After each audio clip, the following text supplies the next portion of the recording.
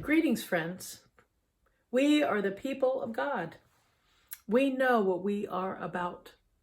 We know how to recognize truth when we see it, because we seek truth all the time. In the Diocese of Central New York, our rule of life is that we pray at all times, opening our hearts to the redemptive, transformative love of Jesus Christ. A love that calls us beyond ourselves to be concerned about others, not just our own interests.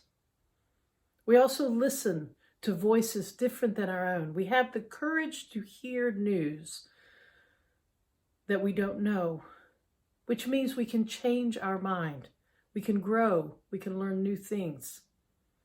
In this time when so many are feeling fearful, I pray we will have the courage to know that God is with us, that when we live for Jesus, we need not be afraid.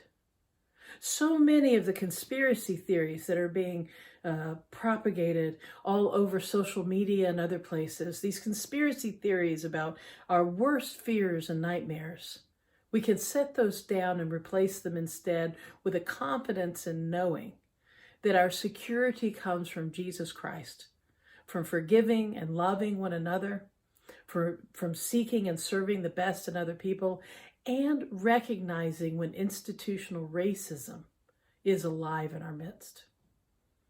Yesterday's events at the Capitol are very much an example of what institutional racism looks like.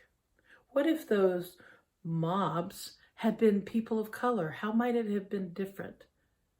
And recognize that those events happened at buildings that were built by slaves' hands.